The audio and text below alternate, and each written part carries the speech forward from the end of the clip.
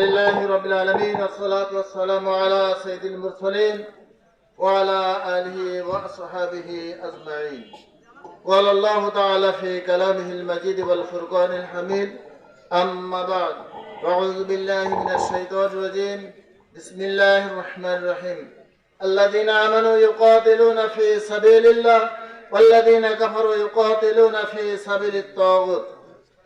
উপস্থিত আজকের এই পথসভার সম্মানিত প্রধান মেহমান, বাংলাদেশ জামাত ইসলামীর সম্মানিত সেক্রেটারি জেনারেল মিয়া মোহাম্মদ গোলাম পরোয়ার, উপস্থিত ইসলামী আন্দোলনের নেতৃবৃন্দ, উপজেলা জেলা পর্যায়ে যে সমস্ত ভাইরা আসছেন এবং যে সমস্ত অমুসলিম ভাইরা আসছেন, সবার প্রতি আমার সালাম ও শুভেচ্ছা।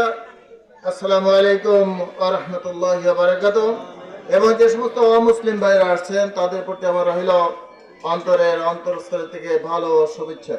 সম্মানিত উপস্থিতি, আল্লাহ রাব্বুল আলামিন আপনার আমার জন্য এখানে সাল্লাল্লাহু আলাইহি সাল্লামের মাধ্যমে আমাদের এই মানব জাতিকে দুই ভাগে ভাগ করে দিয়েছেন।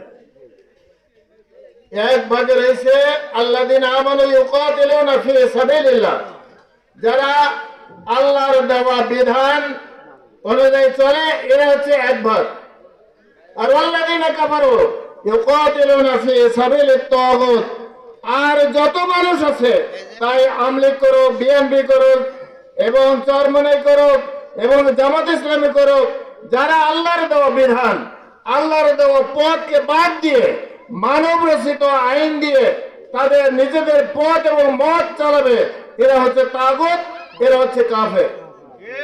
এখন আমরা আমাদের বিবেকের কাছে একটু চিন্তা করে দেখি, আমরা ইসলামের মতে থাকবো না কাফেরদের মতে থাকবো?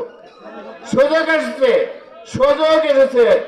আমরা ওই 2009 সাল থেকে শুরু করে নিয়ে 2024 সালের 5 আগস্ট পর্যন্ত আমরা একটু চিন্তা করে দেখি মুসলমানরা কেমন অবস্থার পরে ছিলাম। একটু আগে আমার ছাত্র রফিকুল ইসলাম, হাফেজ রফিকুল ইসলাম বলে গেল যে কোরআন পাইলের মতন আমিও রাতে শুয়ে রয়েছে গ্রেপ্তারে।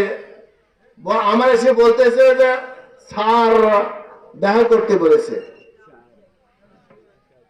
হয়তো যাবার মাত্র 22 দিন আগে আমার নামে কেস হলো। আমি এই সমাজ নেতৃবৃন্দকে জানালাম যে কি ব্যাপার, তো আমি বলতে পারবো না, পলায় সেখান থেকে আসলাম।